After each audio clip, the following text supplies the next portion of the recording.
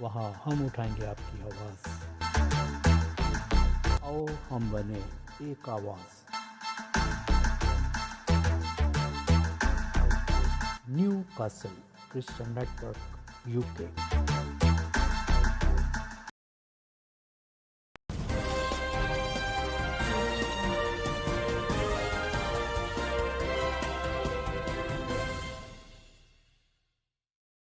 दोस्तों, मेरे हाथ में तहरीक शनाख्त के अगराज़ व मकासद के हुसूल के लिए लिखी गई 11 कुतुब में से एक किताब शान सब्ज़ सफ़ेद है।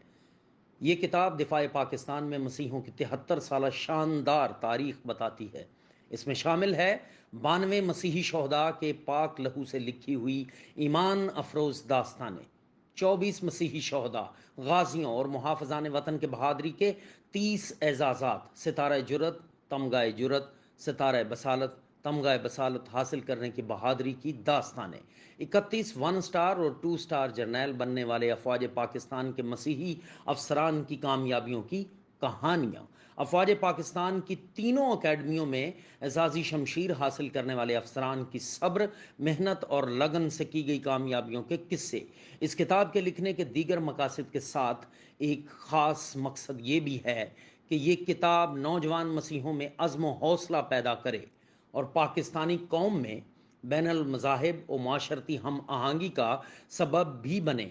पाकिस्तानी मसीहों की दिफ़ा पाकिस्तान की इस शानदार तारीख़ को पढ़ने के बाद मैं बतौर तहरीक शनाख्त का एक रज़ाकार पाकिस्तानी मसीही नौजवानों से गुजारिश करता हूँ कि अगर आप फ़ौज पाकिस्तान में बतौर कमीशन अफसर या सिपाही ज्वाइन करने का रुझान रखते हैं तो आएँ, अपने आबा और मौजूदा नस्लों की वतन की सरहदों की हिफाजत करने की रवायात को आगे बढ़ाएं। आपके हौसलों और शौक को जिला बख्शने के लिए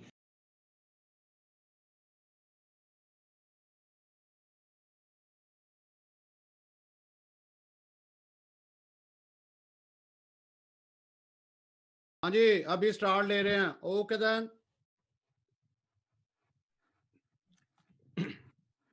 न्यू कासल क्रिश्चियन नेटवर्क के प्रोग्राम आपके मुताबिक आपका अपना शमसन जावेद नाजरीन और आज के ख़ास मेहमान मसीह मोरख और तरीके शनाख्त के बानी जनाब आज़म मराज साहब को खुशामदीद कहता है। नाजरीन, आज हम आज़म मराज साहब का हाल ही में शाया होने वाला गैर मुसलमानों के नाम खुला खत पर गुफ्तगू करेंगे।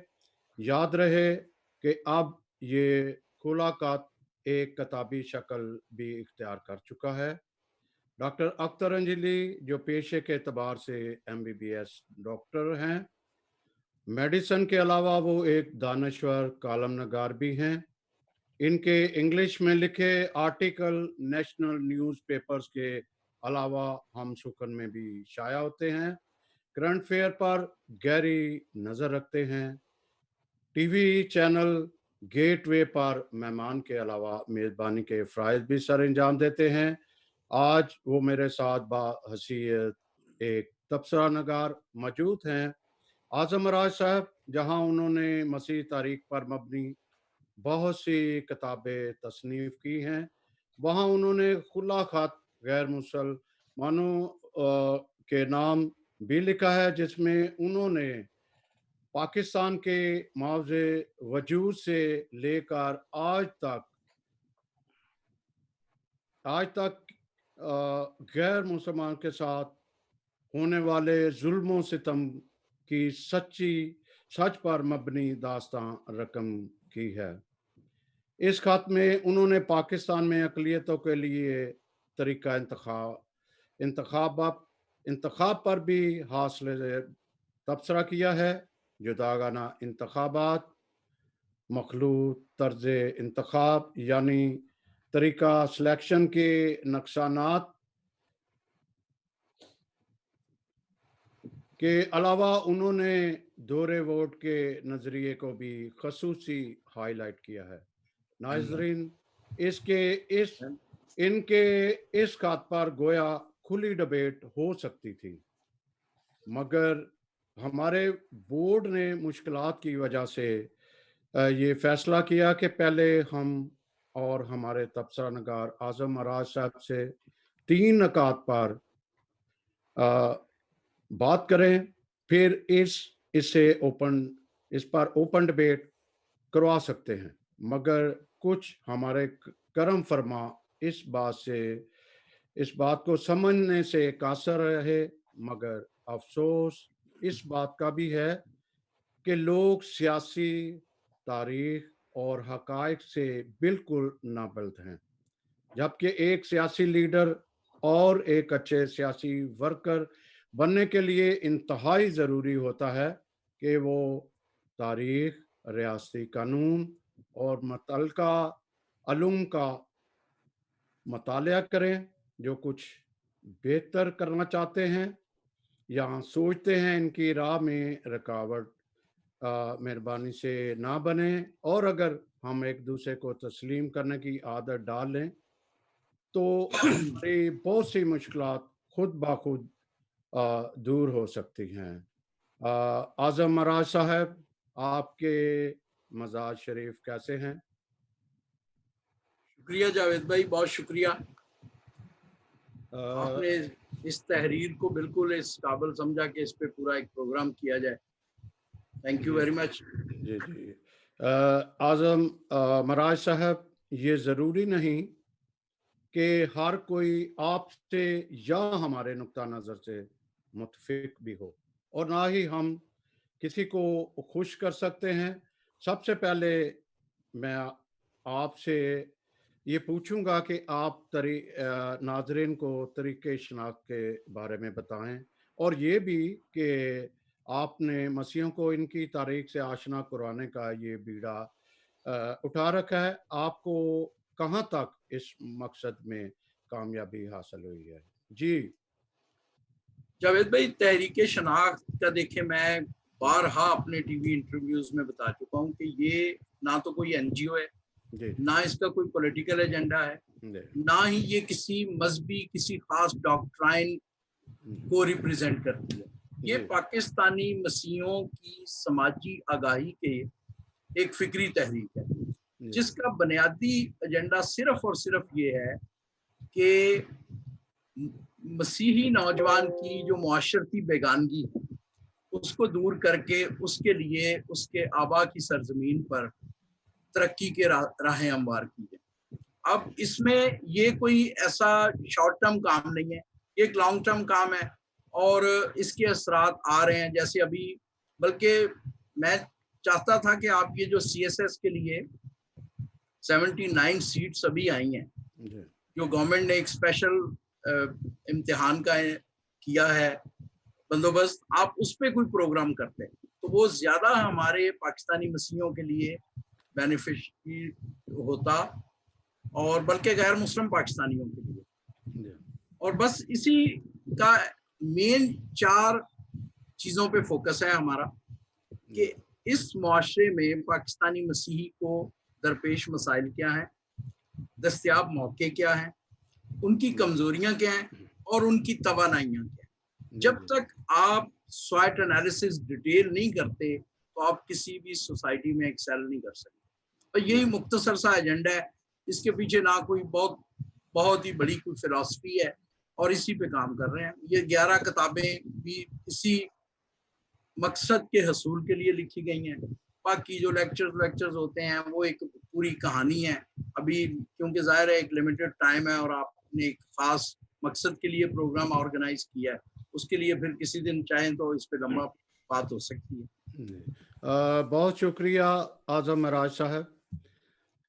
इस खत में आपने आबादी और दीगर अदादो शुमार का भी जिक्र किया है। जाहिर है आपने बाकायदा इस पर तहकीकात भी की होगी।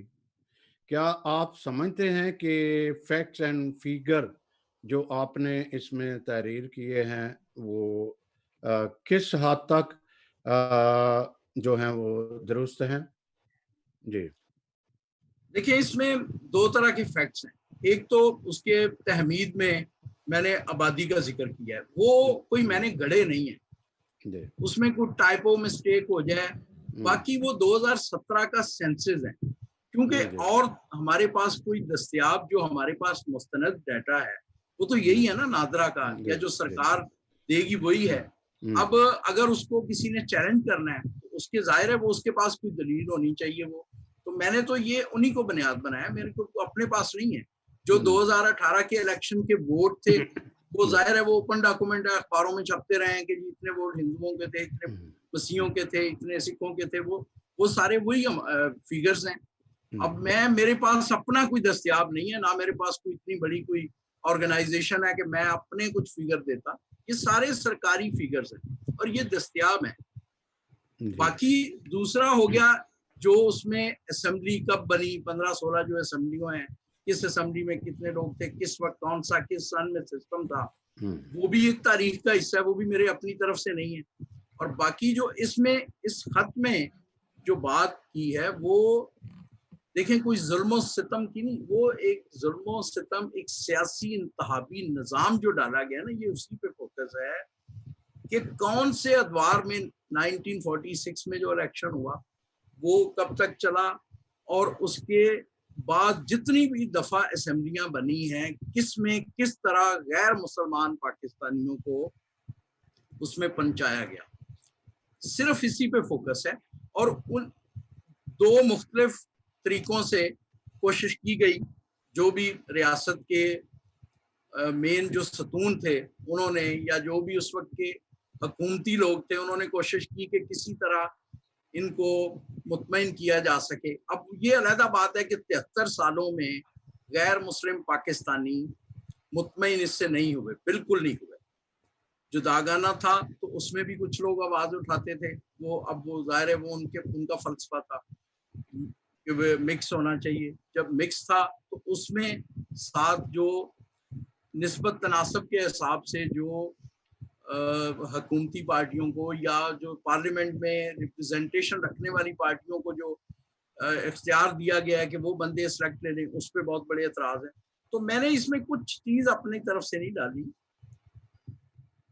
73 साल में जो 15-16 दफा जो असेंबलियां मार्जे वजूद में आई, जिन तरीकों से वजूद में आई, उन तरीकों की निशानदेही की, और किस में क्या खूबी थी वो भी बयान कर दी, और किस में क्या खामी थी वो भी बयान कर दी। इन दोनों में से किसी में कुछ ज्यादा खूबियां थी, किसी में कम थी, और उसमें एक फार्मूला पेश किया है। अब वो फार्मूला जो है वो मैं नहीं समझता कि वो फार्मूला कम अज कम उस पर रियासती अहदेदारों को और हुकूमती अहदेदारों को तो कुछ होनी चाहिए उस पर कुछ एतराज।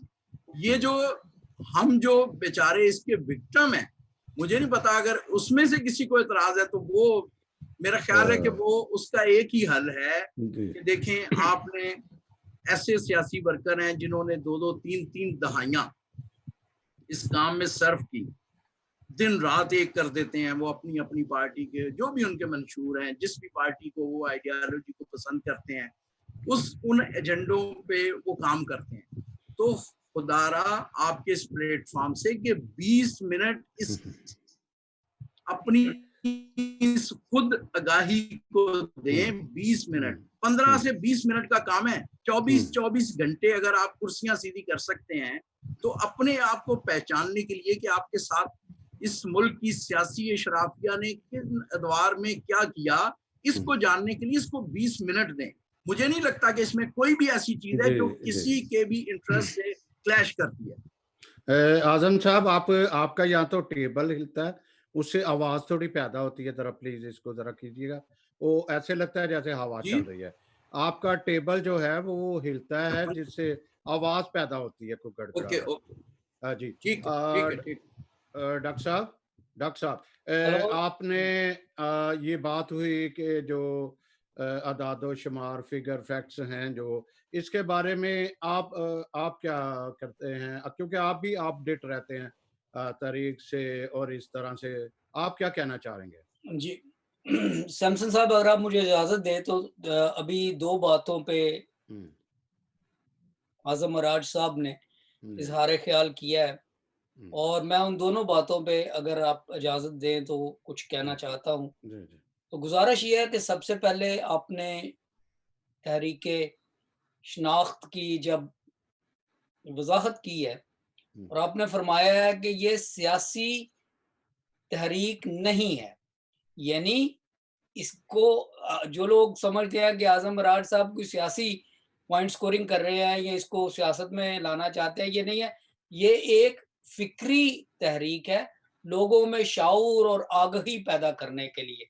तो देखिए, मेरा सवाल आजम मरार साहब से ये है, और सैमसन साहब जरा सवाल को समझने की कोशिश कीजिए।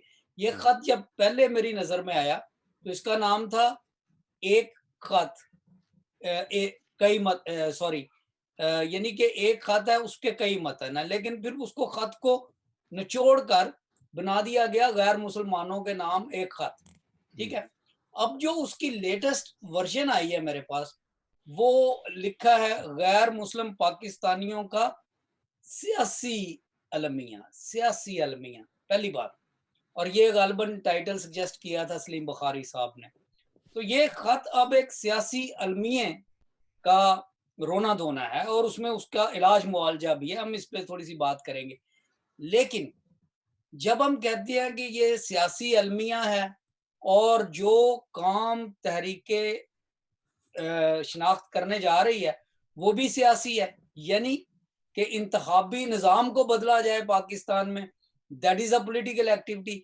This document is a political document, it's a political cry कि ये हमारे साथ जो ज्यादतियां हुई हैं, ये एक अलमिया है, ये उसकी दास्तां है और उसको ठीक करे। तो मेरा छोटा सा सवाल ये बनता है कि अगर इस तहरीके शनाख्त का एक मेजर और मेन डॉक्यूमेंट छोटा है लेकिन इसकी जो अहमियत है वो बहुत गहरी है, ये है कि वो एक सियासी अलमिया का बयान करे, पहली बात। दूसरी बात, और उसका नतीजा ये हो कि हमारा इंतखाबी निज़ाम बदला जाए अक़लियतों के लिहाज से, जो कि एक सियासी अमल है। तो फिर क्या ये तहरीके शनाख्त अपने आप को मुकम्मल तौर पर ये कह सकती है कि ठीक है, एनजीओ नहीं है, कोई ऐसा एजेंडा नहीं है, लेकिन जो दोस्त ये कहते हैं कि ये दरअसल सियासी तहरीक ही है, उनका हम कैसे जवाब दे सकते हैं? मुझे एक शेर याद आ रहा है कि वो उसका ताल्लुक बराह रास्त तो इससे नहीं है, लेकिन जो अदब दोस्त हमारे नाजरीन है, वो कहते हैं ना जी कि मेरे पास से गुजरकर मेरा हाल तक ना पूछा, मैं कैसे मान जाऊं कि वो दूर जाके रोए। तो ये सारा कुछ कहने के बावजूद आप कह रहे हैं कि ये सियासी नहीं है, तो हम कैसे मान जाएं कि ये सियासी तहरीक नहीं है, जबकि आपका मेन डॉक्यूमेंट जो है वो सियासी अलमिया है, जबकि आपका मेन ऑब्जेक्टिव जो है पॉलिटिकली एक सिस्टम को चेंज करना है। तो जी सैमसन साहब, बैक टू यू। मैं इससे पहले कि आजम मराज साहब कुछ बात करें, मैं कहना ये नाजरीन को चाह रहा हूं कि वो बहुत जल्दी में शायद वो एकदम इलेक्शन की तरफ आना चाह रहे हैं। बहरहाल हम उसी तरफ ही बढ़ेंगे, सिस्टम की तरफ बढ़ेंगे। सॉरी, तो मैं दादो शुमार पे थोड़ी देर बाद में बात करूंगा, आपने उसका इशारा किया, लेकिन सैमसन साहब आई एम वेरी सॉरी, लेकिन चूंकि ये सवाल उठा है, मुझसे लोगों ने पूछा है, तो आई थिंक ये सही प्लेटफॉर्म है कि हम आजम मरार साहब को ये प्लेटफॉर्म दें ताकि वो अपनी वजाहत कर सके, सो वी कैन क्लैरिफाई। जी डॉक्टर साहब बहुत शुक्रिया। एक चीज ये है कि एक्चुअल वक्त ना हम इस पे कई चीजों पे काम कर रहे होते हैं, तो कुछ थोड़ी सी ना आपके पास इत्तलात जो है ना वो सरसरी सी हैं। अब मैं आपको ये बताता हूँ, आपने कहा कई खत एक मतन, वो एक 274 सफ़ात की किताब है, कई खत एक मतन।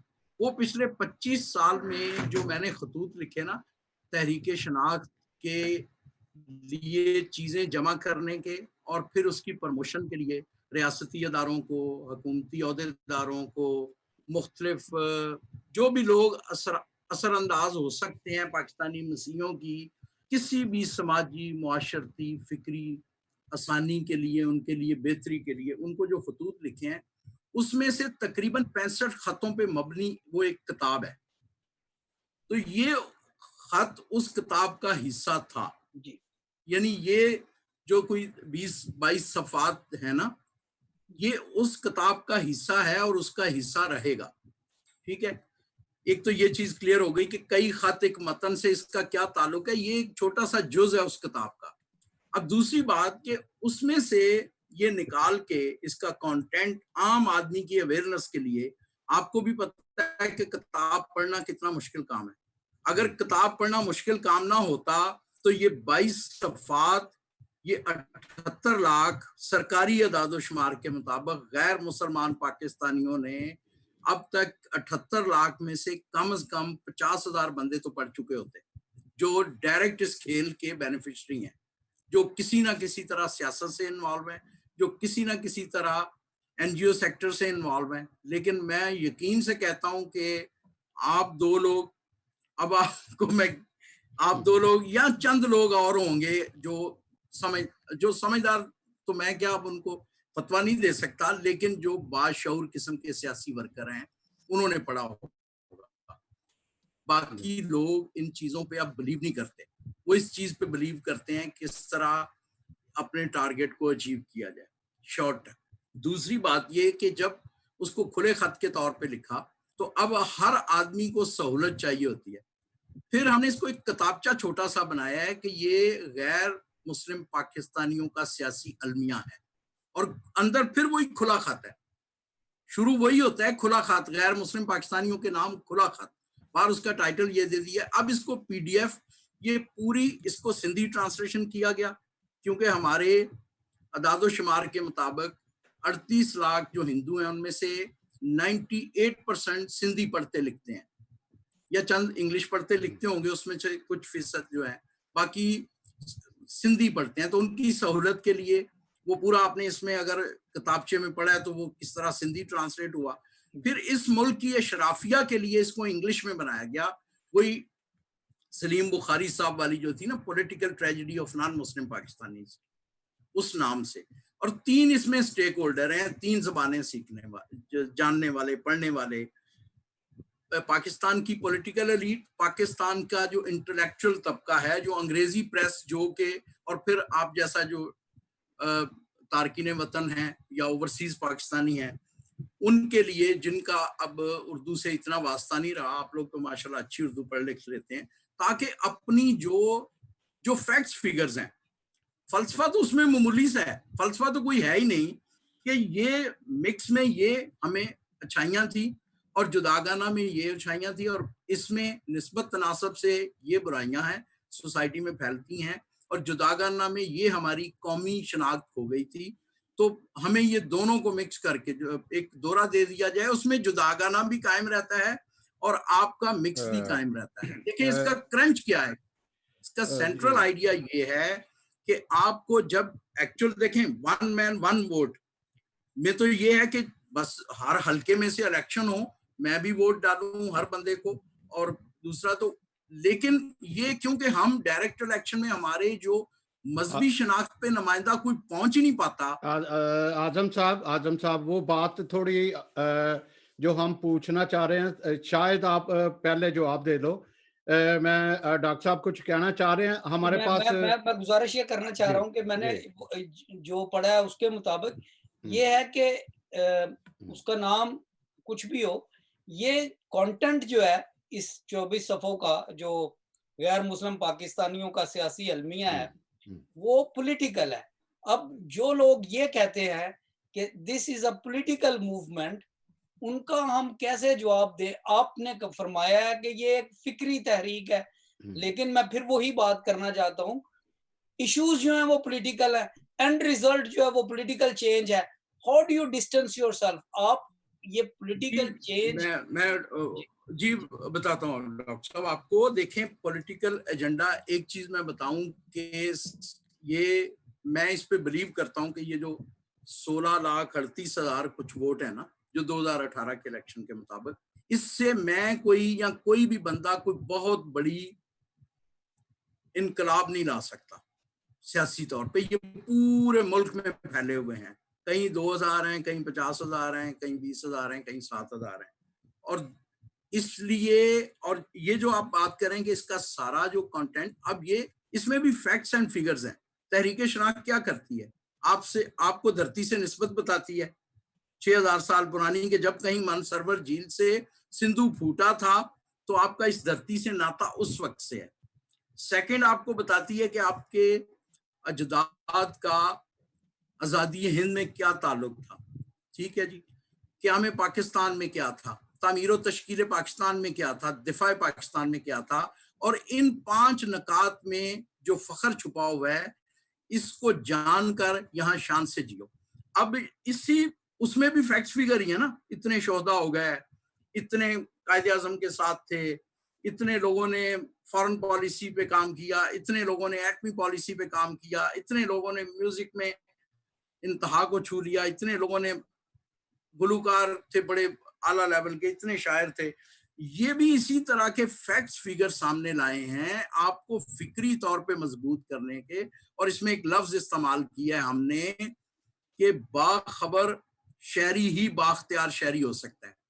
जब तक किसी को पता ना हो कि मेरे साथ 73 सालों में हुआ क्या है, ये जो स्टेक होल्डर हैं डिस्टेंस क्यों करते हैं, हम कहते हैं कि हमारा पॉलिटिकल एजेंडा नहीं है कि हमें इस प्लेटफॉर्म से इलेक्शन नहीं लड़ना, हमें किसी पॉलिटिकल पार्टी के एजेंडे को इस प्लेटफॉर्म से प्रमोट नहीं करना, हमें पाकिस्तानी मसीही की इस पॉलिटिकल सिस्टम में जो आइडेंटिटी है, जो उसकी इस धरती से निस्बत है, ये बतानी है कि ये है।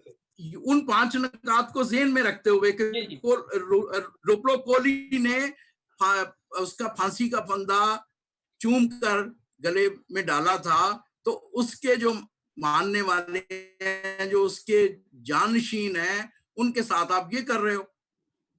कायदे आज़म के साथ अगर कुछ लोग उस वक्त खड़े थे तो उनके जानने वालों के साथ इसका मतलब ये है कि इस प्लेटफॉर्म से कोई सियासी एक्टिविटी यानी इलेक्शन नहीं लड़ा जाएगा।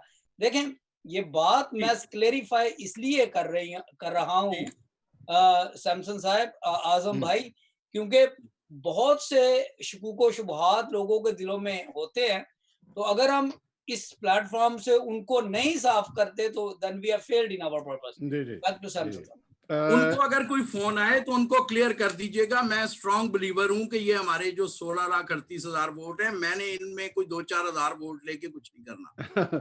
और एक साहब ने जो है वो इस खत का मकसद भी पूछा है, लेकिन अभी नहीं, अभी मैं कुछ बताना चाह रहा हूं अपने नाजरीन को भी कि ये न्यू कासल क्रिश्चियन नेटवर्क एक यूट्यूब चैनल है। हमने सिर्फ आज अपने आजम मराज साहब की फरमाइश और डॉक्टर साहब की फरमाइश पर हमने इसको वापस फेसबुक पर ले आए हैं ताकि ज़्यादा से ज़्यादा लोग इसको देखें। हम ऑब्जेक्शन तो बहुत नुक्ताचीनी भी कर सकते हैं, ऑब्जेक्शन भी कर सकते हैं, लेकिन ज़रूरत है समझने की, कि हमें समझना चाहिए कि क्या लिखा जा रहा है, क्या कहा जा रहा है, ये बहुत ज़रूरी है। मैं आपसे आजम मराज साहब ये पूछना चाहूँगा कि पाकिस्तान के मौज़े वजूद में आने के बाद हमारी जो लीडरशिप कायदे आज़म साहब के साथ थी, जो वोट भी हमारे दिए, क्या उन्होंने ये सोचा था कि जो हमारी कम्युनिटी है या मसीहों के साथ क्या होने जा रहा है या क्या होगा? उन्होंने कोई फ्यूचर के बारे में, अपनी कम्युनिटी के बारे में कोई आपको ऐसी तहकीकात मिलती है या ऐसी थॉट मिलते हैं कि उन्होंने सोचा कि क्या हमारे साथ बनेगा? देखिए जावेद भाई, इस पे बहुत सारी बात होती है, बड़े स्कॉलर्स इस पे बात करते हैं कि चीज़ें बहुत तब्दील हो गई, इर्तिकाई सफ़र पॉलिटिकल या हमारी जो कौमी पाकिस्तानी कौम का जो सफ़र था वो मुख्तलिफ मराहिल में गुजरता रहा। बैनुल-अक़वामी ताकतों ने कहीं करोड़ मरोड़ के बाजू मरोड़ के मईशत की वजह से गरीब गुरबों को अपने उस पे लगा लिया, तो वो चीज़ें बहुत चेंज होती रही। और फिर जो बहुत सारे इतने लंबे चौड़े जिस तरह के ये 40s से ऑनवर्ड जो तहरीक, जो आज़ादी हिंद थी, वो तहरीक पाकिस्तान में बदली, तो उसके बाद जो लोगों ने उस वक्त के हिसाब से जो फैसले किए, अब उन पे ज़ाहिर है हम तनकीद क्या करें या उस पे हम कुछ बातचीत, लेकिन मेरा ख्याल है कि ज़मीनी हकायक के मुताबिक वो बेहतरीन थे, बेस्ट थे। अब उन्होंने उसके लिए क्या सोचा, आप देखें ना कि जो 46 का इलेक्शन था, उस वक्त तो होते कैसे थे इलेक्शन, टैक्स पेयर या कोई ज़मीन जायदाद वाला। मैंने कल मैनुअल जफर साहब से पूछा था कि वो क्या तरीका क्या था, 1 मैन 1 वोट तो 70 में शुरू हुआ, तो उन्होंने कहा, मैंने कहा जी ये था, उन्होंने कहा बिल्कुल यही था। अब उस वक्त जाहिर है जो उस वक्त के जमीनी हकाइक थे उसके मुताबिक उन्होंने जो फैसले किए, और मेरा ख्याल है कि वो कोशिश करते रहे। फिर जाहिर है कायद भी जल्दी चले गए और हमारे वो जो लोग थे कायद के साथी वो भी जल्दी चले गए। फिर वो एक लंबी अलहदा डिबेट है, जोगिंदर नाथ मंडल का इस्तीफा, फिर फजल जशवादीन के जो आखिरी उम्र के जो उनकी तहरीरें मिलती हैं, वो फिर जो तब्दीलियां आई ऑब्जेक्टिव रेजोल्यूशन के बाद, और वो जो चीजें हैं वो एक तारीख का हिस्सा है।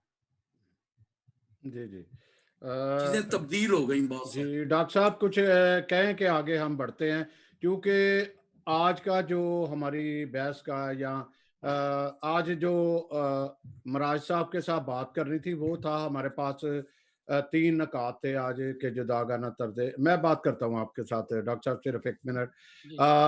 मखलूत तर्ज इंतखाब और दौरे वोट का इन्होंने 3 जो है वो एक पॉइंट्स मैं समझता हूँ वो ज्यादा एक जरूरी थे इस वक्त, क्योंकि बहुत सारे लोग सिलेक्शन ही इलेक्शन फिर वो करते हैं, ये हम बात करते हैं। जी आप क्या कहना चाह रहे थे डॉक्टर साहब? देखें शमसन साहब, मैं चंद जुमलों में सिर्फ ये कहना चाहता हूँ कि आजम मराज साहब ने अपना मौक़िफ़ बयान किया कि हमारे लीडरों ने उस वक्त 1947 में जब पाकिस्तान बना तो जो वो कर सकते थे उन्होंने किया, यही आम मौक़िफ़ है। मैं इसमें एक बात का इजाफा करना चाहता हूँ कि मुझे बाज़ औक़ात तारीख़ का मुतालिया करते हुए ये शुबा गुजरता है, और वो शुबा वक्त के साथ पुख्ता होता जा रहा है कि जो वो कर सकते थे शायद उन्होंने हमारे लिए नहीं किया। हमें पाकिस्तान के मुस्तकबिल के लिए बहुत कुछ कुर्बानियाँ और ख्यालात और तहरीरें और सब कुछ मिलता है एसपी सिंघा साहब की ज़िंदगी में और उनके साथियों की ज़िंदगी में। जोशुआ फजलुद्दीन साहब जो थे वो ही वाज़ एन एक्सेप्शन। उन्होंने एक किताब लिखी थी जो 51 में गालिबन शाया हुई थी, द फ्यूचर ऑफ क्रिश्चियंस इन पाकिस्तान।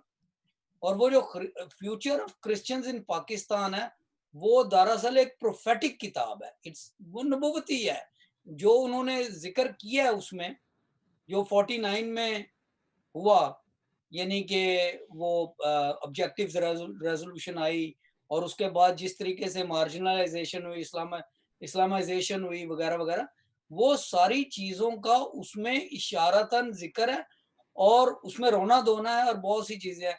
मुझे बाज़ औक़ात ये लगता है कि हमारे आम सियासी लोग जो हैं वो किताब नहीं पढ़ते, बल्कि पाकिस्तान में वो दस्तयाब नहीं है। जो दोस्त इसमें दिलचस्पी रखते हैं मैं उनको बताना चाहता हूँ कि इसका मुसव्वदा फ्यूचर ऑफ क्रिश्चियंस इन पाकिस्तान वो इंटरनेट पे मौजूद है। www.cuwap Christian Urdu writers and websites, Christian Urdu writers and poets की वेबसाइट पे तबसरा भी है वगैरह वगैरह। लेकिन उसको पढ़ा जाना चाहिए क्योंकि मुझे ये लगता है कि there were some mistakes done, कुछ एरर्स ऑफ ओमिशन है, कुछ काम होने चाहिए थे वहां पे जो नहीं हुए। मैं उस तरफ नहीं जाना चाहता क्योंकि आज की बात जो है वो खत का मतन है। तो बैक टू यू सर।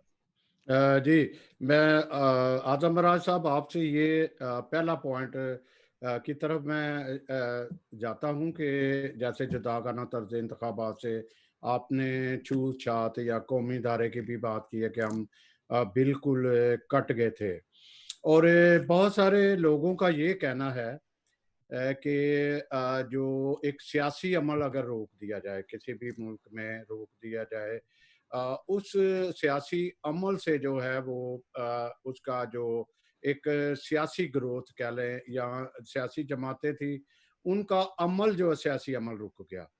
सियासी अमल क्या रुक गया कि वो एक प्रैक्टिस अलग से चली गई।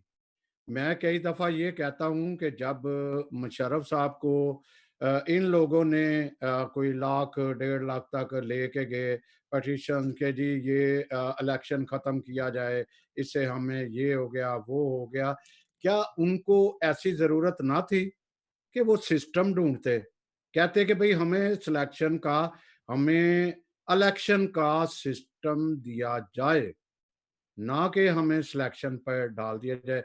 जी ये ऐसा ही है कि फिर मैं एक दफ़ा कहूँगा कि ये जुदागाना से हम छूत-छात की तरफ कैसे चले गए।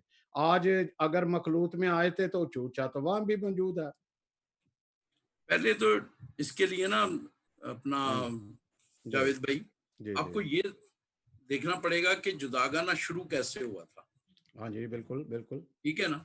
जी पहले जो तकरीबन 46 से जो 4 असेंबलियां थी ना, जी 46 से 70 तक की, 69 तक की 4 असेंबलियां थी। हाँ पहली जी, असेंबली तो वही टैक्स पेयर वगैरह वोट देते थे, उसमें एक भी मसीही नहीं था। ठीक है। सेकंड असेंबली में, और उसमें हिंदू मेरा ख्याल है 11 या 13 थे, इसमें पूरी तफसील लिखी है। उसके बाद सेकंड में 2 क्रिश्चियन थे, एक ईस्ट पाकिस्तान से थे और एक अपने गिबन साहब थे। उसके बाद फिर बेसिक डेमोक्रेसी वाले जो अयूब साहब ने इलेक्शन करवाए 58 में उनके आने के बाद, और वो 69 तक उन दोनों का टेन्योर चला। उसमें भी क्योंकि इलेक्शन हुए थे तो कोई पाकिस्तानी नॉन मुस्लिम पाकिस्तानी ही उसमें कोई नहीं था। उसके बाद 70 में पहली दफा 1 मैन 1 वोट हुआ। ठीक है जी।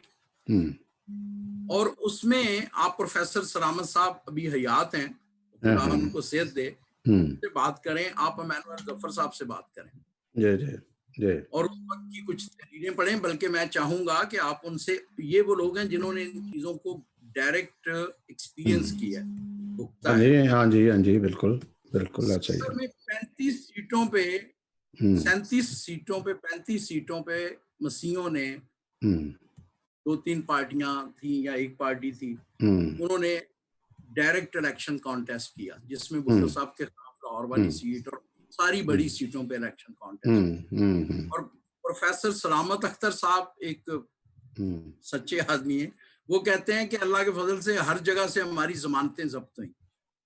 1 मैन 1 वोट तो यही है ना कि पाकिस्तानी है तो हर पाकिस्तानी को एक वोट मिलना चाहिए। उसके बाद 70 के इलेक्शन में जब 35, एक भी बंदा असेंबली में नहीं पहुंच सका, ना कोई हिंदू और ना कोई क्रिश्चियन, सिर्फ एक एमपीए की सीट जीत सके थे राणा चंद्र सिंह, और बंगाल से राजा त्रिदेव। और राजा त्रिदेव की भी पोजीशन क्या थी कि उनका जो इंतहाबी हलका था वो वहां रह गया था और वो खुद यहाँ आ गए थे।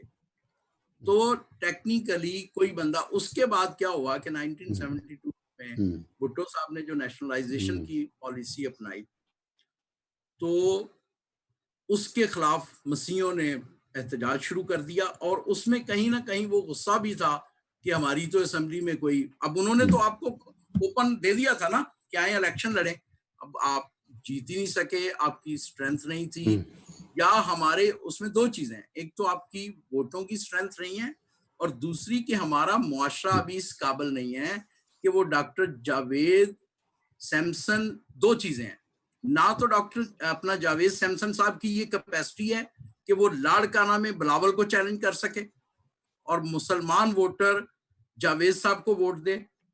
जावेद साहब अपना खारजा अमूर पे एजेंडा, अपना दिफाई अमूर पे एजेंडा, अपना मालियत पे एजेंडा बिलावल से बेहतर वहां दें। और फिर सोसाइटी में इतनी, एक तो हम में नहीं है, दूसरी सोसाइटी में भी नहीं है कि अगर कोई ऐसी एक्सेप्शनल सूरत हो भी जाए तो अभी मुआशरे को 100 साल चाहिए कि वो आपको वोट दे सके, जिस तरह का हमारे मुआशरे के नॉर्म्स हैं। ठीक है।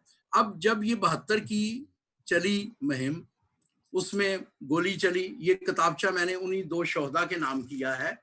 असेंबली में बैठे हुए 37 बंदों में से कम को पता होगा कि ये नवाज शहीद और जेम्स के बदौलत बैठे हुए। जेम्स जी, RM जेम्स। मैं एक बात आपका इजाफा करता जाऊं, ये दोनों नाम प्रोफेसर सलामत अख्तर साहब ने अपने बच्चों को दिया। जी बिल्कुल, ये देखें कमिटमेंट, देखें उस वक्त के सियासी वर्करों की, कि प्रोफेसर साहब ने अपने दोनों बेटों के नाम रखे। जी। उसके बाद जब ये 72 में ये वाकया हुआ, लोग गिरफ्तार हुए, उसमें भी ये दोनों करदार भी थे और भी बेतहाशा लोग थे। एक तो ये 2 शहीद हो गए और बेतहाशा लोग गिरफ्तार हुए, जिसमें इस वक्त हमें जो नाम सबसे नुमाया वो प्रोफेसर साहब और इमैनुअल जफर साहब का भी है। प्रोफेसर साहब ने शायद उससे भी ज्यादा मुसीबतें काटी। इसके बाद फिर 1973 के आइन में 6 सीटें, यानी इलेक्शन तो मिक्स ही था, मखलूत, कौमी सतह पे लोग वोट डालते थे, लेकिन ये आप समझे कोटा दिया गया, कंपनसेट किया गया क्योंकि आप ना तो मुआशरे में कैपेसिटी है और ना आप में कैपेसिटी है, तो आपको 6 सीटें कोटे के तौर पे दी जाती हैं। ठीक है, उसमें मसीही भी थे, ज्यादा मसीही थे, एक आध हिंदू था, एक अहमदी थे, 4 मेरे ख्याल मसीही थे, वो इसमें पूरी तफसील देते हैं। अब ये 2 दफा ये इलेक्शन हुए, भुट्टो साहब वाले जो थे, उसके बाद मेरे ख्याल 75 में 77 में हुए, उसमें भी जाहिर है रिजल्ट यही था, लेकिन वो तो असेंबली चली नहीं। अब जब डिक्टेटर साहब आए तो डिक्टेटर साहब ने भी उसी को कंटिन्यू किया, 82 की जो शूरा थी, मजलिस शूरा। फिर 85 में क्योंकि हम डायरेक्ट इलेक्शन में हम जीत ही नहीं सकते थे, तो फिर देखें, जब आप खुद अपना होमवर्क नहीं ना पूरा करते, पूरा होमवर्क करके किसी को पेपर नहीं देते और आप डंग टपाओ पॉलिसी रखते हैं कि बस जो मिल गया उससे, जो जिसको बेनिफिट मिल गया वो भंगड़े डालने लगता है और जिसको नहीं मिलता वो रोना पीटना शुरू कर देता है। तो फिर जिया साहब को जो समझ आया उस वक्त के एडवाइजरों के मुताबिक उन्होंने जुदागाना दे दिया। इस तरह जुदागाना वजूद में आया जो कि 85 से 1999 तक चला, जिसके आखिरी इलेक्शन 1997 में हुए, यानी उसके आखिरी इलेक्शन हुए को भी 21 साल हो गए। जी जी, मैं एक बात, सॉरी आपकी बात बड़ी होती है, मैं एक बात इजाफा ये करूं कि जो इन्होंने जियाउल हक ने ये इलेक्शन दिया था जुदागाना, उसमें हमारे क्रिश्चियन का बहुत बड़ा क्रिश्चियन का हाथ था, वो ये मानना पड़ेगा। बहुत सारे पीएनए के साथ इसलिए थे कि उन्होंने जो अपने मंशूर में सिर्फ जुदागाना को हाईलाइट किया था। बिल्कुल ठीक है, ठीक है। वो देखें डॉक्टर साहब, आप कुछ कहना चाह रहे हैं डॉक्टर? हाँ जी डॉक्टर साहब। शमसी साहब, मैं सिर्फ ये गुजारिश करना चाहता हूँ कि जब हम जुदागाना इलेक्शंस की बात करते हैं, जिसके तहत पहला इलेक्शन जो था 1985 में हुआ, जो हमारा तीसरा इलेक्शन था, क्योंकि 70 के बाद 2 इलेक्शन हुए, भुट्टो साहब के बाद ये तीसरा इलेक्शन था। इसमें हमने जब जुदागाना इंतखाबात हमने मांगे थे, किसी हद तक चले वो एक डिबेट है, लेकिन जब हमें मिले, मांगे थे जब हमें मिले तो उससे हमें ये पता चला कि we have become political Jimmy's, हमें सियासी जिम्मी बना दिया गया। उसकी वजह सैमसन साहब ये है कि देखें, अगर एक मुसलमान एमएन ने मुसलमानों के वोट लेकर जाता है, तो मैं अपने अकलियती लोगों के लिए, हिंदुओं के लिए, मुसलमानों के लिए अपने इलाके में कोई काम करना चाहता हूँ या उनका कोई दुख है, कोई तकलीफ है, तो मैं उनके पास, मुसलमान एमएनए के पास नहीं जा सकता। इसी बात को आजम मराज साहब ने फरमाया कि जी हमें शूदर करार दे दिया गया, हमें कौमी धारे से काट दिया गया। मैं इसको कहता हूं कि हमें सियासी जिम्मे बना दिया गया, यानी कि आप, अगर आपने कुछ करना है तो then you are no a second class citizen, officially politically second class citizen. जी सर। जी, अब मैंने थोड़ा उसका इर्तिकाई सफर, और इस खत में भी यही है। अब इसमें मुझे एक लतीफा याद आ रहा है कि देखें हमारी हालत, देखें कि कोई मेरे जैसा आदमी था जो कोई 2-4 जमातें पढ़ गया, लोग उससे खत लिखवाने आते थे। एक दिन को खत आया आप लिखवाने, आप जैसा बंदा, तो उसने कहा कि भाई वो मेरा ना पाँव खराब है, मैं नहीं खत लिख सकता। तो उसने कहा यार खत तो हाथ से लिखना है। उसने कहा यार अगले गांव जाके फिर खत पढ़ना भी मुझे पड़ता है। ये वो थी जो विजन, जब आपकी असेंबली में रिप्रेजेंटेशन नहीं हुई और आपको पता चल गया कि आप कभी भी किसी हल्के से इलेक्शन नहीं जीत सकते, चंद एक हिंदुओं के जो थिकली पॉपुलेटेड एरियाज हैं उनको निकाल कर वहां आप कंप्रोमाइज से कोई एमपीए या एक आधा एमएनए बन सकता है, तो आपने एक्सट्रीम पे चले गया कि हमें अलहदे कर दो। यानी उस वक्त की जो भी क़यादत थी, जिन्होंने ये सिफारिशात दी होंगी, उन्होंने ये नहीं देखा कि इसका एक ये भी पहलू है। अच्छा, फिर जब आप अपना काम खुद नहीं करते तो अशराफिया, तो फिर अशराफिया है, उनको क्या लगे कि ये 80 लाख जो 78 लाख जो धरती के बच्चे हैं, इनको कैसे आंकना है उनका। तो मैं आपको जी आजम साहब, फिर ये आजम साहब, टाइम जो है, मैं भी हम इस टाइम में अपनी बात को कंप्लीट ना कर पाए। अब ऑब्जर्वेशन, आपको पता है कि जब से इलेक्शन खत्म हुए, या मैं अभी इसी पे काम किया है, काफी सारा काम किया है, मैं भी शायद कुछ लोग ना जानते हो, लेकिन बात यह है कि वो लोग जिन्होंने जुदागाना को ख़त्म करने में बड़ा किरदार रहा है, जिनका बड़ा किरदार रहा है, वो आज आज फिर मुतालबा कर रहे हैं। जुदागाना का तो नहीं लफ़्ज़ आता, लेकिन वो इलेक्शन की वोट के हक़ की बात ज़रूर करते हैं कि जी जी जमहूरियत में वोट का हक़ है। अब मखलूत आ जाएँ, अब इधर ही हम आते हैं मखलूत तरद इंतखाबात, वहाँ पे सिलेक्शन है। अब सिलेक्शन से वो चौथा इलेक्शन हो गया है। नहीं, चौथा देखें, एक चीज डॉक्टर साहब, आप जावेद साहब एक चीज क्लियर कर लें कि ये आपके वोट का हक नहीं छीना गया आपसे। आपके पास शिनाख्ती कार्ड अगर है नाई को, तो आप वोट कर सकते थे या नहीं अपने हलके में। मैंने 247 में वोट किया या नहीं। अब हमें तकलीफ क्या है, हमें एतराज क्या है कि जो मेरी शिनाख्त पे जो मुझे कोटा मिला हुआ है ना, कोटा जो है ना, कोटे के लिए हमें कोई बंदा जो है ना हमारे वोटों से जाए वहां। नहीं, नहीं, ऐसी कोटा बात नहीं, ऐसी बात नहीं, नहीं, ऐसी बात यही है नहीं। ना। नहीं, अंडरस्टैंडिंग ये है कि अगर हमारा जो है पार्टी या एक जो बदनसीबी ये कह लें कि जितने भी हलके हैं, अगर आप इसका यमुनाबाद का ले लो कि उसकी तक़सीम ऐसे की गई है कि वहाँ क्रिश्चियन डॉक्टर साहब जी। जी, जी। नहीं, आज़म साहब ने अभी फरमाया कि हमसे वोट का हक नहीं छीना गया। चलें, मैं उनके साथ सहमत हूँ, लेकिन जो बंदा मेरे नाम पे असेंबली पे बैठा है उसे मैंने वोट नहीं दिया, लिहाजा मेरे वोट का हक तो छीना गया उस लिहाज से। जी, नहीं नहीं, आपका वोट का नहीं हक छीना गया। मुझे, मैं 247 में वोट डालता हूं, ठीक है, मैं PS 113 में वोट डालता हूं, मुझे वोट से नहीं छीना गया।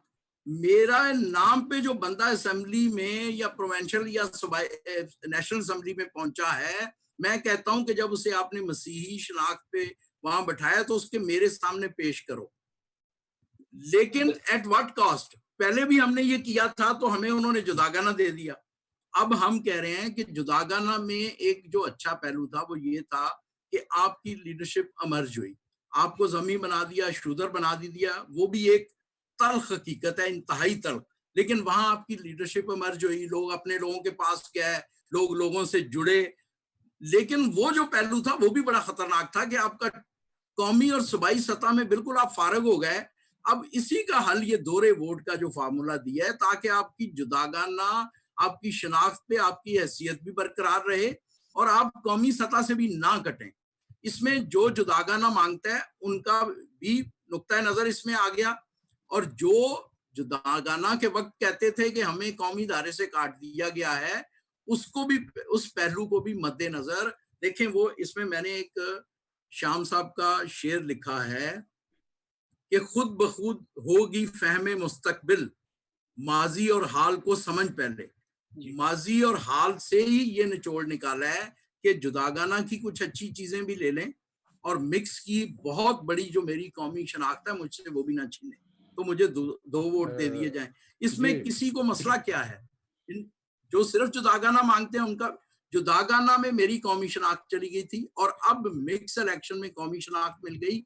लेकिन जो मेरी शनाख्त पे बंदे हैं, लोगों का सबसे बड़ा एतराज ये है कि जो मेरी शनाख्त पे लोग हैं उनको मसीही की शनाख्त पे है, हिंदू की शनाख्त पे है, सिख की शनाख्त पे है, तो उसका मेरी दानस में आइडियल ये भी नहीं है, लेकिन मेरी दानस में इसका हल यही है कि इनको दोहरे वोट का हक दिया जाए। जी, इससे पहले हमने दोहरे वोट पे एक जाना था, क्योंकि अभी तक मखलूत और जुदागाना क्लियर नहीं हो सका। डॉक्टर साहब, आप जरा थोड़ा जी।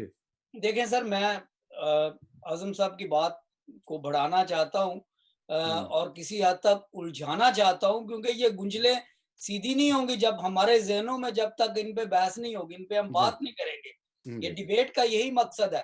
देखें, पाकिस्तान का एक अलमिया ये है कि मेरे इल्म के मुताबिक पाकिस्तान दुनिया का वाहिद मुल्क है जहाँ पे लफ्ज़ शहरियत और कौमियत में भी मसला बना दिया जाता है।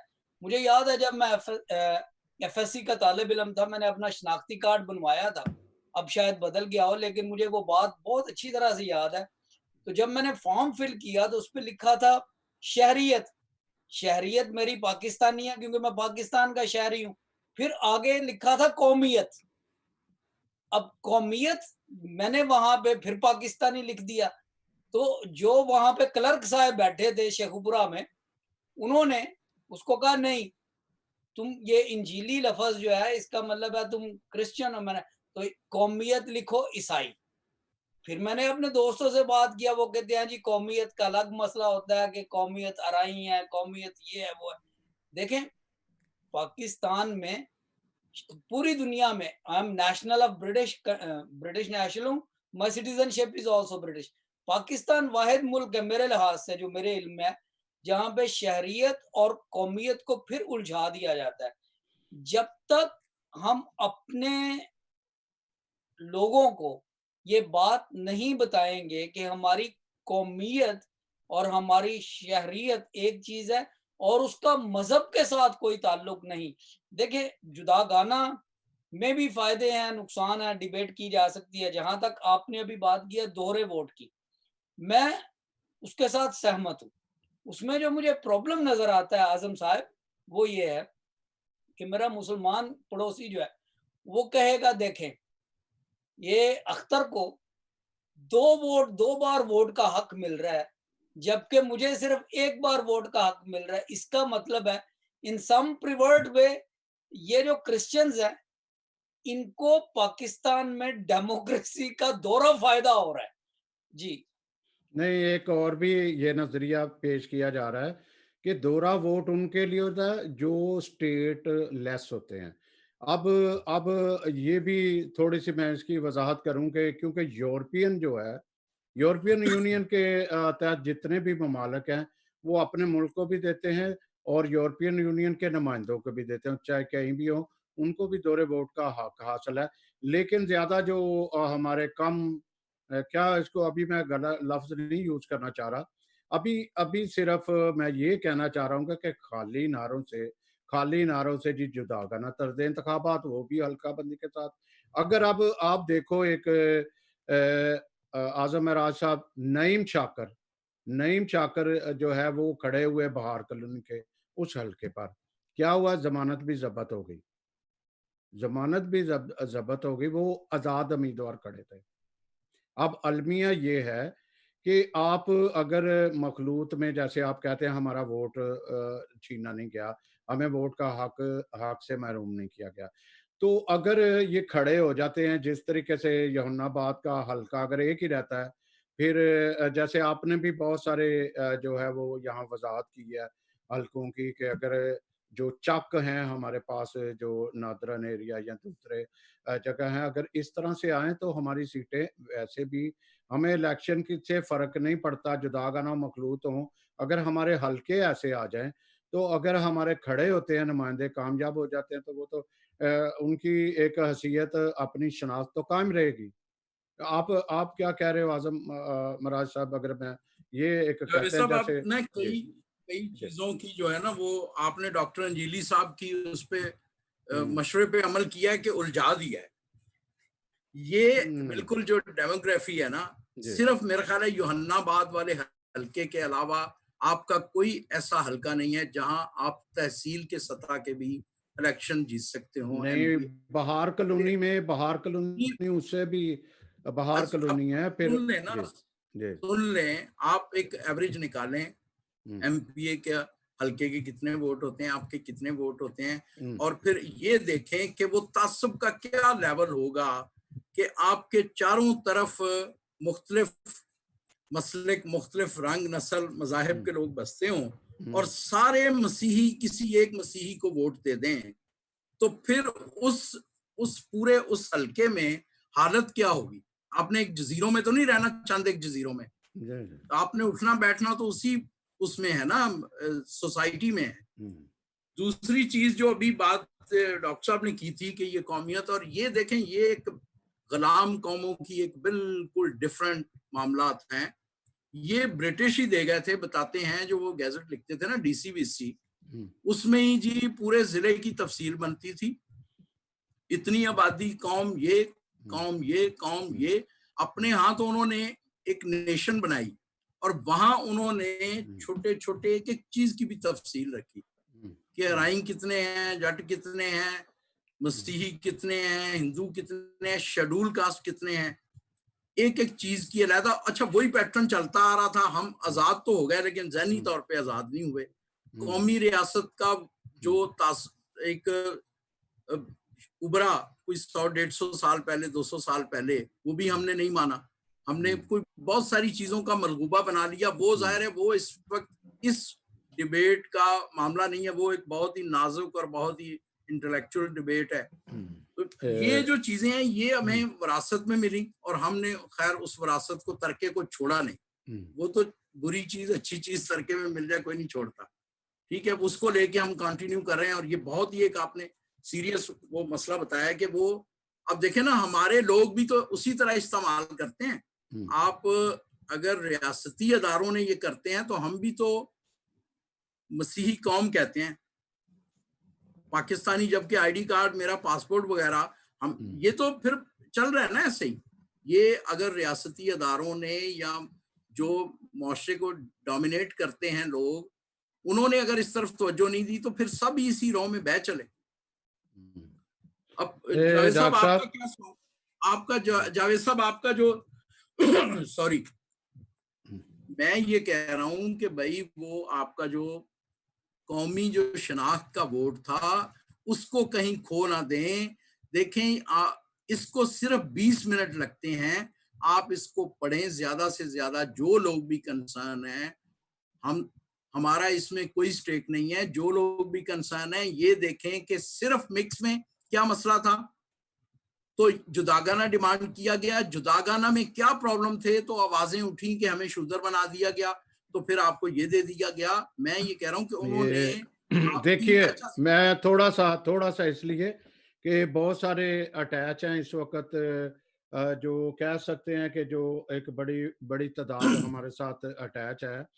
ये सारे का सारा ब्लेम किस पे कर रहे हैं कि कैथलिक चर्चेज, एनसीसीपी, कुछ मजहबी लोगों ने सिर्फ इसको जो है जुदागाना को खत्म कराने में किरदार अदा किया है। हम जानते हैं अच्छी तरह के क्या जुदागाना में हुआ क्या था, कैसे चला था। लेकिन बात यह है कि जब 73 के आइन के मुताबिक ये सिलसिला एक चला था, उनका भुट्टो का नजरिया ये था कि हम प्रैक्टिस करते हैं मखलूत के तहत ही, ठीक है। आगे एक ऐसा तरीका आता है कि यहाँ बदनसीबी ये है कि मैं निकल ना जाऊं इस तरफ, अगर इसमें तासब ना होता पाकिस्तान में, या इस तरह होता कि जो पार्टीज हैं वो खुद टिकट देती, क्रिश्चियन को टिकट देती, जिस तरह हमारे यूरोपियन में है। यहाँ मजहब नहीं देखा जाता, यहाँ मजहब तो कतई नहीं देखा जाता, वहाँ पार्टी देखी जाती है। अगर पार्टी खुद लेके आते तो मेरा ख्याल है मसाइल पैदा इस तरह के ना होते। काम भी बड़ा हुआ है, ये नहीं कि हम जुदागाना को बिल्कुल पूरी तरह नेगलेक्ट कर दें। लेकिन चलें, मैं इस वक्त इस चक्कर में नहीं हूं क्योंकि मुझे तो प्रोग्राम जावेद साहब नेगलेक्ट किसने किया है? जो दोहरे वोट में वही तो कह रहे हैं, उन्होंने आपको आप मिक्स इलेक्शन नहीं जीत सके, सोसाइटी का मसला, आपकी कैपेसिटी का मसला, आप नहीं जीत सके। उन्होंने आपको उसने भुट्टो साहब ने आइन में 6 सीटें दे दी, ठीक है। उसके बाद आपने कहा जी इस तरह तो हम कभी नहीं जीत सकेंगे, तो हमें अपने लोगों से खुद वोट। उन्होंने आपको जुदागाना दे दिया, जुदागाना में आपने नारा लगाया कि हमें शूदर बना दिया, हमें जमी बना दिया। उन्होंने कहा ठीक है आप मिक्स इलेक्शन, फिर साथ आपको कोटा भी दे दिया। मैं ये कह रहा हूँ आजम साहब, मैं ये कह रहा हूँ कि ये नारा जिन्होंने मारा था कि ये शूदर हो गए हैं या कट गए हैं, उनका बिल्कुल नॉन पॉलिटिकल लोग थे, नॉन पॉलिटिक मजहबी लोग थे। इसमें बताएं, मैं समझता हूं, देखें जावेद साहब, आप माशाल्लाह आप कौमी अखबारात में लिखते हैं, उसमें गलत क्या था? आप इस खत को पढ़ें जो आपने प्रैक्टिस देखी है।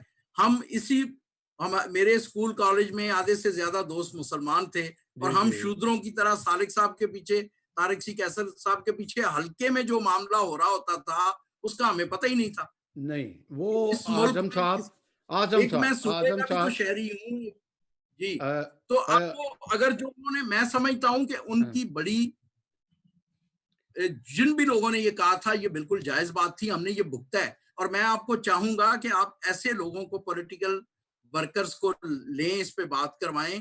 पहले तो एक खुदारा इनसे अपील करें कि इसको पढ़ें कि 73 साल में आपको सिस्टम दिए क्या क्या गया है। किस में क्या खामी थी, किस में क्या खूबी थी तफसील से। ये तो हम इस पे अगर डिबेट करते रहेंगे, इस तरह की चीजें, सीरियस चीजें पढ़नी पड़ती हैं। फिर उनसे आप इसको ताहिर नवीद चौधरी साहब को लें, उन्होंने दोनों भुगते हैं, दो बुजुर्ग हैं आपके पास। आप सलामत अख्तर साहब को लें, आप इनको लें, अमानुअल जफर साहब को लें, ये वो लोग हैं जिन्होंने दोनों सिस्टम भुगते हैं। और इस पे अगर किसी ने नारा लगाया था तो मैं आजम साहब, आजम साहब, ये नहीं मसला आपका, सिर्फ ये मसला है कि आपकी, एक मिनट मेरी बात मुझे क्लियर करने दें। आपका मसला ये है कि जो आपकी शनाख्त पे बंदा वहां पहुंचता है उसको आपके सामने पार्टियां नहीं डालती कि आप उसको सिलेक्ट करें, आपकी शनाख्त पे है। अदरवाइज वोट तो आप डालते हैं, पाकिस्तानी मैं तो वोट डालता हूँ, मैं सूबाई उसमें भी डालता हूँ, मैं कौमी सतह पे भी डालता हूँ। जो अब उसका हल यही है कि आपको 2 वोट, और जो डॉक्टर साहब का सवाल था कि मेरा मुसलमान दोस्त जो है वो कहेगा इसको 2 वोट क्यों मिल गए, तो भाई हमें डॉक्टर साहब एक चीज आप श्योर यकीन रखें कि ये रियासत मुसलमान और मुआशरे तक जाने नहीं देंगे अल्लाह के फजल से, ये खुद ही रोक लेंगे इसको। और दूसरी बात ये कि हम उन्हें कह रहे हैं कि आपने 37 का कोटा दिया हुआ है, उनको आप इंतहाबी हल्के बना के वो कोटा उसको 40 करें, 45 करें, 50 वो रियासती अदारे करेंगे। आजम महराज नहीं करेगा, जावेद सैमसन साहब, डॉक्टर अंजीली नहीं करेंगे, जिनके पास पड़ा होगा कि किस इंतजामी यूनिट में क्या पोजीशन है आबादी की, उस हिसाब से हमें ये जो 37 का कोटा है इसको 67 करो, इसको 87 करो, इसको 47 करो, और वो उस पे वही जुदागाना तर्ज का इलेक्शन करवा दो, और एक हमें कौमी जो हमारी वो शनाख्त है वो भी नहीं छीनो। कोटा तो उन्होंने आपको दिया हुआ है ना, वो चाहे आपने उनको मुंतखब नहीं किया, वो वोट आपके जो 36-37 लाख वोट है ना नॉन मुस्लिम पाकिस्तानी के, वो वोट डालता कौन है? वो वोट डालता है बिलावल, वो वोट डालता है इमरान खान, वो वोट डालता है नवाज शरीफ, वो वोट डालता है मौलाना फजलुर रहमान। हम सिर्फ ये कह रहे हैं, जो जुदागाना के हमारे दोस्त कह रहे हैं, उनका मकसद यही है कि वो वोट हम डालें। मैंने उसमें सिर्फ ये इजाफा किया, वो जो मिक्स में जिन लोगों ने भी नारा लगाया था वो बड़ा ही सियासी बलीदगी की बात थी कि हमें कौमी सतह से, आपको पता है आपने बिशप जॉन जोसेफ पे प्रोग्राम किया था, उनकी एक बड़ी जद्दोजहद थी कि हमारा ये मजहब का खाना जो है ये ना पब्लिक हो। वो क्या था कि हमें वही जो आपने कौमियत की बात की कि हमें कौमियत से ना काटा जाए, हमें पाकिस्तानी कौमियत से ना काटा जाए, बिल्कुल अलहदा आइडेंटिफाई ना किया जाए। तो उसके साथ अगर कोई ये बात करता था कि जी के हमें कौमी दायरे से काट दिया गया, तो उसमें गलत क्या था? अगर उसको कोई कैथोलिक और प्रोटेस्टेंट का मसला बनाना चाहता है तो मैं समझता हूँ कि वो सियासी तौर पे बिल्कुल उसका ध्यान सियासी नुक्ते की तरफ नहीं है, वो किसी और एजेंडे को टो कर रहा है। और एक इनसे अपने सियासी जो भी हमारे वर्कर हैं, हमारे भाई हैं, हमारे ही हकूक के लिए वो दिन रात 24-24 साल से 30-30 साल से लगे हुए हैं, उनके से ये रिक्वेस्ट है कि ये 20 मिनट की इन्वेस्टमेंट कर लो अपनी जात पे, 20 मिनट की सरमायाकारी है, देखो सही आपके साथ 73 साल में हुआ क्या। जी डॉक्टर साहब। सैमसन साहब, मैं बड़ी फुल कंसंट्रेशन के साथ आजम साहब की बात सुन रहा था, और अब मैं सिर्फ ये कहना चाहता हूँ, मुझे पता है हमारे पास वक्त कम है, तो सैमसन साहब बात दरअसल ये है कि सैमसन साहब अपने आजम साहब ने मौरूजी हकायक का जिक्र किया है 1-2 बार अपनी गुफ्तगू में। तो मौरूजी हकायक ये हैं कि अगर हम फर्ज करें for the sake of debate कि हम कहते हैं हमें दोहरे वोट के लिए स्ट्रगल करनी चाहिए, ठीक है, चले हम अपने मुसलमान पड़ोसियों को, दोस्तों को भी कन्विंस कर लेते हैं कि हमें दोहरा वोट मिल रहा है, इसमें उनका क्या नुकसान है? इसमें सिर्फ ये है कि हमें फायदा हो रहा है। फायदा ये हो रहा है कि हमारी कौमी शनाख्त जो है वो कायम रह रही है। दूसरी बात यह है कि मजहबी तौर पर हमें कौमी धारे से साइडलाइन नहीं किया जा रहा, लिहाजा चूंकि हमें ये दोनों फायदे हो रहे हैं, लेकिन इससे उनका जमहूरी हक किसी तरह से मजरूह नहीं हो रहा। चले मान लिया, मेरा सवाल अब ये है कि अगर हम अपने मेजॉरिटी क्रिश्चियंस को, हिंदुओं को, सिखों को, जो अकलियती बरादरियां हैं, मेजॉरिटी उनको उनके मेजॉरिटी को कन्विंस कर लेते हैं, और इस पे अभी हम कन्विंस नहीं कर रहे क्योंकि ये डिबेट चलती रहेगी कुछ देर के लिए, शायद लंबी देर के लिए, कि दोहरा वोट ही हमारी निजात का जरिया है। तो सवाल ये है कि वो वक्त कब होगा जब कि मौसम, सियासी मौसम सही होगा कि ऐसे वोट को टेबल किया जाए। मैं ये सवाल इसलिए पूछ रहा हूँ क्योंकि अभी हाल ही में चंद महीने पहले की बात, अभी 1 साल नहीं हुआ, हमारे एक अक़लियती साहब ने जो नेशनल असेंबली में है, उन्होंने एक बिल टेबल किया है कि जी क्रिश्चियंस को प्रेसिडेंट बनने का हक होना चाहिए। अब देखें पॉलिटिकल विल के लिहाज से ये कितनी बड़ी गलती है। उसकी वजह यह है कि हर चीज के लिए एक वक्त होता है, और इस वक्त ये हमारी कौम इस बात के लिए बिल्कुल तैयार नहीं कि किसी क्रिश्चियन को सदर बने। अगर वो कानून बन भी जाए तो वो फजूल कानून होगा। हमें तो नाज़म बनने में, काउंसलर बनने में इतनी दिक्कत पेश आती है, सदारत तक कौन पहुंचने देगा।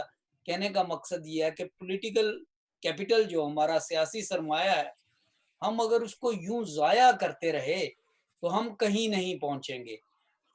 ये जो डिबेट आज हम कर रहे हैं, यानी दोहरा वोट होना चाहिए कि नहीं, और अगर होना चाहिए और हम इस पे सब इकट्ठे हो जाएं तो फिर वो सारा पॉलिटिकल कैपिटल माइनॉरिटीज का जो है वो लगाना पड़ेगा हमें कानून साज असेंबलियों में कि इसको पास किया जाए।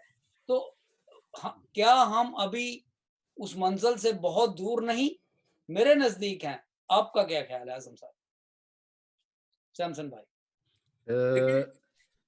जी आजम साहब आप ही, क्योंकि ऑलरेडी हम 15 मिनट ऊपर ले चुके हैं, तो ये डिबेट तो बहुत लंबी डिबेट, मैं नहीं कहता डिबेट, इसलिए नहीं कहा, बहुत सी फीडबैक आई है हमें कि इसके लिए जो है वो मुतलका बंदे और भी लेने चाहिए थे। लेकिन मेरा जवाब यही है कि चूंकि आजम मराज साहब एक तहकीकात करते हैं, सोच के हामिल हैं, एक्सपीरियंसड हैं, मुख्तलिफ वो अदवार देख चुके, ऑब्जर्वेशन एक्सपेरिमेंट इनके हैं, तो देख चुके हैं। उन्होंने एक आइडियाज दिए हैं कि ये आइडियाज क्या दिए हैं, उन्होंने एक एक्सपीरियंस पेश किए हैं, और फिर उन्होंने हाल भी पेश करने की कोशिश की है। हम आइंदा जो है इस डिबेट को या इस सारे जुदागाना और मखलूत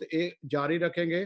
कई नाजरीन को अभी तक ये नहीं पता कि हम इस पर 2, 3, 4 प्रोग्राम ऑलरेडी इस जुदागाना और मखलूत रिश्ता मौजूदा तर्ज इंतखाबात बात कर चुके हैं।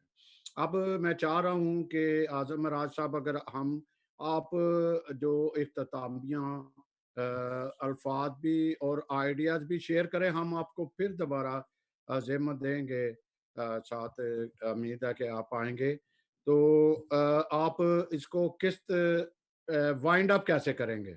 इसको सर देखें, वाइंड अप इसका 2 मसले हैं कि इसमें जो सबसे बड़ा मसला जो हमारे साथी दागाना कह रहे हैं ना, वो गलत नहीं कह रहे। उनको मसला क्या है? उनको मसला ये है कि जो आपकी मजहबी शनाख्त पे बंदा बिलावल साहब ने, इमरान साहब ने, नवाज शरीफ साहब ने या मौलाना फजलुर रहमान साहब ने वहां रखा है ना, वो जब कहीं आपकी मजहबी शनाख्त, आपकी हिंदू की, सिख की कहीं क्लैश होता है ना, तो वो अपने उस बंदे के साथ खड़ा होता है जिसने उसको एक कलम की गुंबज से सेनेटर या एमएनए या एमपीए बना दिया है, और वो उसकी कोई ऑब्लिगेशन नहीं है, उस पर भी हमें कोई गिला नहीं। क्यों ऑब्लिगेशन होगी जब वो मेरे पास आया नहीं। दूसरा ये है कि जब हम सिर्फ ये डिमांड करेंगे ना कि हमें सिर्फ जुदागाना दें, तो हम इन जो भी पॉलिटिकल वर्कर हैं, नौजवान जो इन्होंने वो दौर नहीं देखा, तो वो जो सियासी शूदर वाला सिलसिला था ना, वो भी बड़ा खौफनाक एलिमेंट है। तो इसलिए हम नहीं कह रहे कि आप दोहरे की कैंपेन चला दें, हम तो एक अवेयरनेस दे रहे हैं कि सिर्फ मिक्स में ये प्रॉब्लम था और सिर्फ जुदागाना में ये प्रॉब्लम था। मिक्स में आपका कोई बंदा ही नहीं आता जो प्योर डेमोक्रेसी की रूह है, तो कोई मसीही इलेक्शन नहीं जीत सकता एक आध हल्के के अलावा पूरा जोर लगा के। ठीक है, जुदागाना में ये है कि आपको कौमी दायरे से काट दिया। इन दोनों में से मारूजी हालात में बेस्ट ये है कि आपकी मजहबी शनाख्त पे जो बंदा आए उसको भी आप खुद मुंतखब करें और आपकी कौमी और सूबाई शनाख्त भी खो ना जाए। दूसरा यह है कि आइडियल पोजीशन यह है कि जो भी आपका हिस्सा बनता है सही हल्का बंदियों के साथ पॉलिटिकल पार्टियां, या फिर इस पे करवा लें कि पॉलिटिकल पार्टी हर किसी को आईनी तौर पे पाबंद कर दिया जाए कि वो इतनी सीटों के लिए जितनी आइन में लिख दिया जाएगा बंदे जरूर खड़े करेगा। जब हर कोई खड़े करेगा तो जाहिर आएगा ही ना। जी बिल्कुल, ठीक है, आइडियल तो ये है, लेकिन वो अगले 100 साल नहीं हो सकता।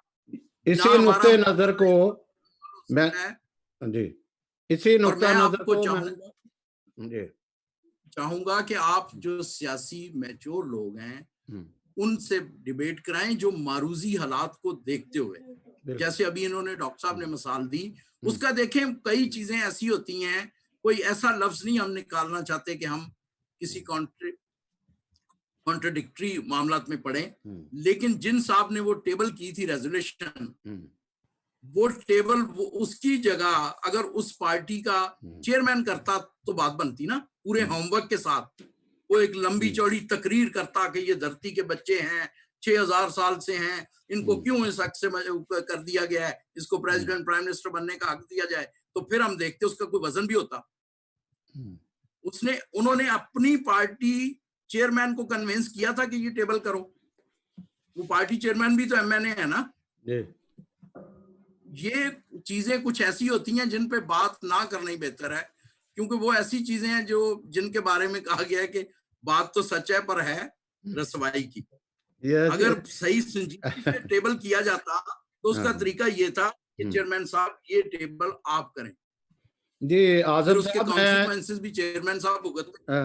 आजम साहब, आपने जो जिक्र किया मैंने बहुत दफा लिखा है, लेकिन वो फिर नामुमकिन वाली बात आ जाती है कि अगर इलेक्शन कमिश्नर या ऐसा ला आ जाए कि वो पार्टियों को जो है वो बंद करे कि आपने जो है इतने क्रिश्चियंस हैं, इतने सीट पे खड़े करना है, तो वो अगर वो पाबंद होता है तो वो देखेगा कि कौन से हल्के में वो जीत सकता है। वो है आइडियल कि एक ही वोट से आपकी नुमाइंदगी भी हो जाए, लेकिन वो भी कोई पाबंद नहीं किया जा सकता ना कि आप जरूरी, उसकी भी अपनी कानूनी मामलात हैं।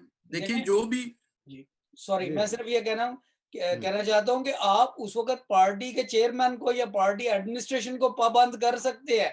जो वोटर है ग्राउंड पे है, आप उसको कैसे मुसलमान को पाबंद करेंगे कि हिंदू को वोट दो, या तुम देखें मजहबी और हमारा जो मिल्यू है, कल्चरल मिल्यू है, जैसे आप अभी फरमा रहे थे आजम साहब, वो अभी 100 साल तक हम उस बर्दाश्त तक नहीं पहुंचेंगे।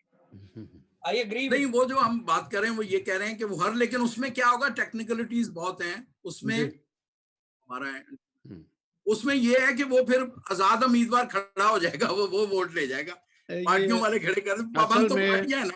असल में कहा यही जाता है कि जो जुल्फकार अली भुट्टो साहब थे वो चाह इसी तरह रहे थे कि पार्टियां अगली प्रैक्टिस की जाए ताकि पार्टियां इनको खड़ी करे, लेकिन नहीं, वो दरमियान में फिर बंदे मरने की वजह से पीछे हट गया ना, तो फिर वो कोटा देना पड़ा। हुआ ऐसे ही है कि अलमिया यही है कि जो सिस्टम कोई भी फिलहाल हमारे लिए मुनासिब नहीं आ रहा।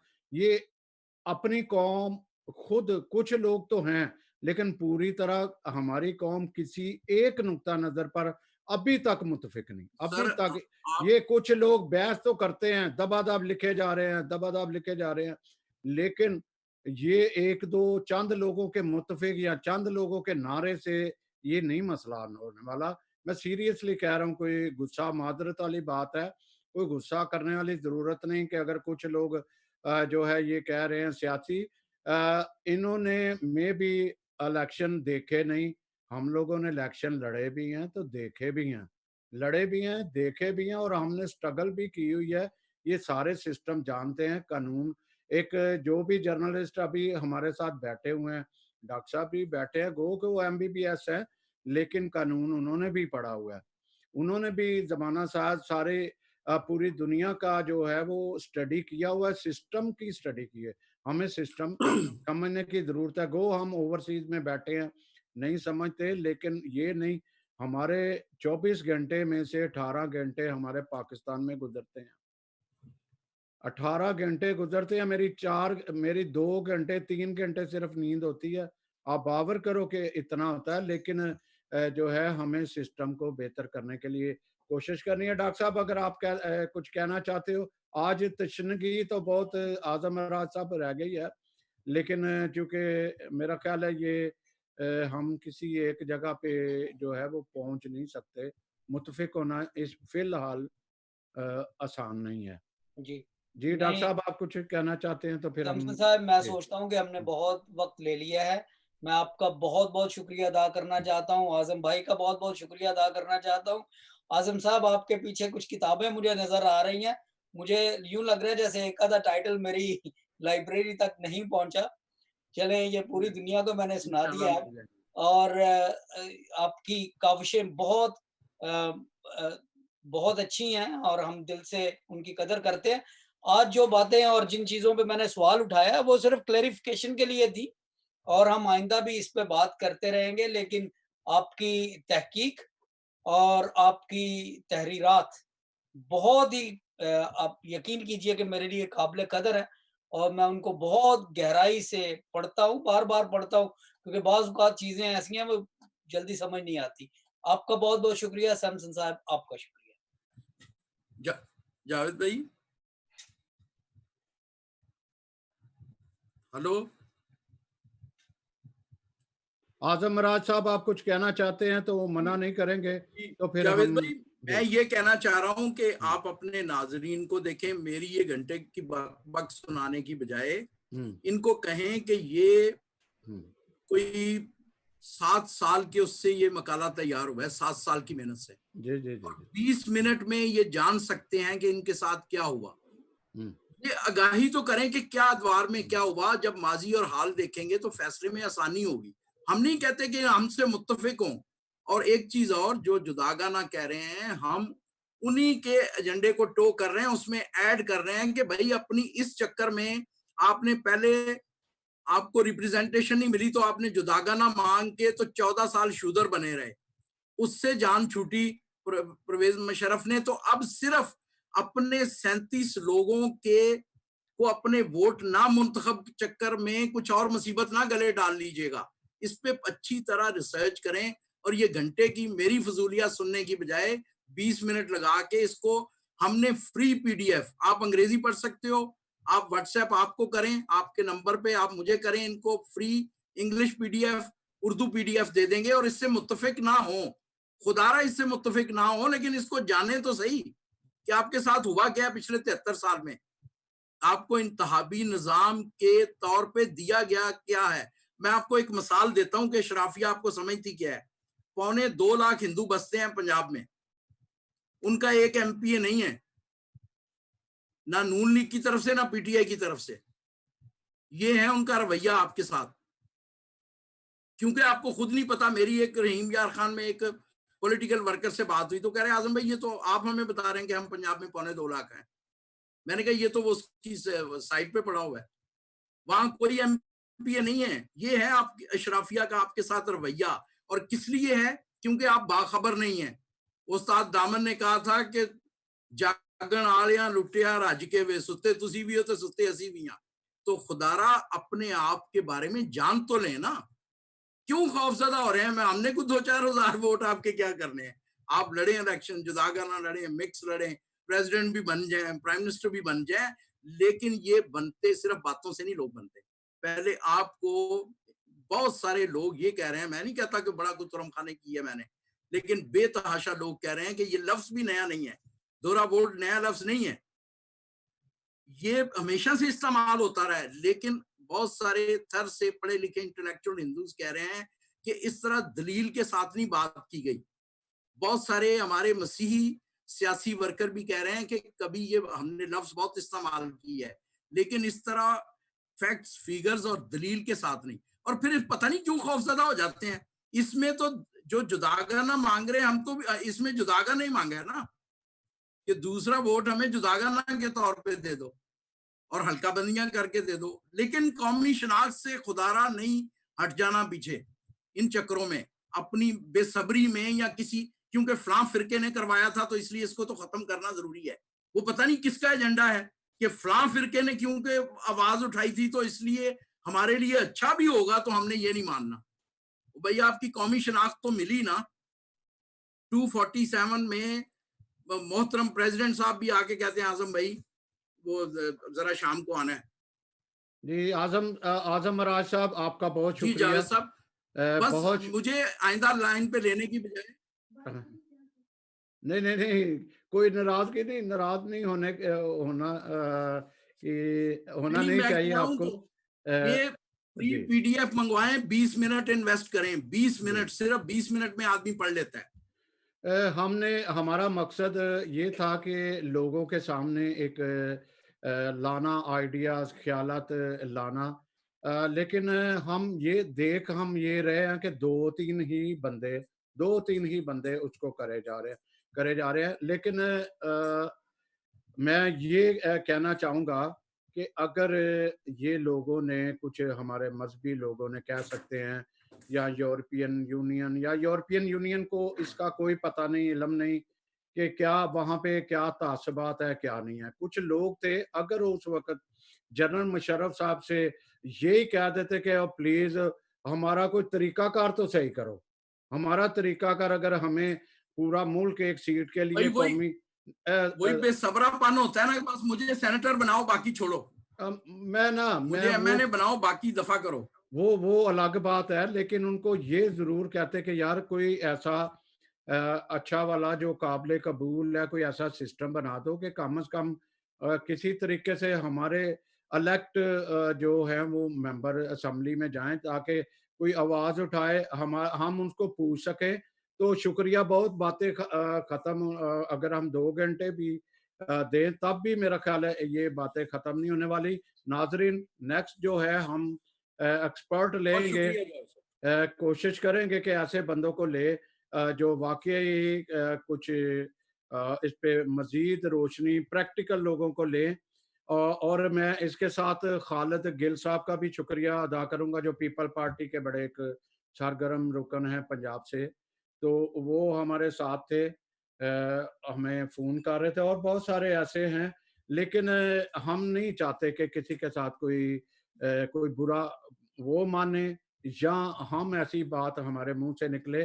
तो इसी के साथ हम इजाज़त चाहते हैं। तो खुदा निगहबान सबका, आप अपने भी ख्याल रखें, दूसरों का भी। लेकिन ये खुदारा, इस जो ट्रक की बत्तियों के पीछे लगाने वाले लीडर हैं, इनसे बचो। आप खुद तहकीकात करो कि आपको क्या सिस्टम चाहिए, और जो है सोचना चाहिए। बहुत सारे ऐसे लीडर हैं, मैं फिर दोबारा वापस जा रहा हूँ, बहुत सारे ऐसे लीडर हैं, जब मैंने उनको पूछा कि आपने जुदागाना इलेक्शन देखे हैं, उससे पहले वाले देखे हैं, तो उन्होंने कहा हमें नहीं पता। वो ही लोग लिख भी रहे हैं, कि नहीं नहीं नहीं, हमें जुदागाना चाहिए। तो हम इजाज़त चाहते हैं। नाज़रीन, आपने हमें इतनी देर बर्दाश्त किया। ज़रूरी नहीं कि हम आपकी नुमाइंदगी करके आपकी तरफ की बात करते, हमने हक़ाइक़ सामने लाने की कोशिश की है, तो उम्मीद है आप समझेंगे। तो बहुत बहुत शुक्रिया आज़म मराज साहब, डॉक्टर साहब, आपका शुक्रिया। नादरीन जिन्होंने हमें सुना, उनका भी शुक्रिया। खुदा निगहबान। Thank you very much. खुदा हाफिज़। खुदा हाफिज़।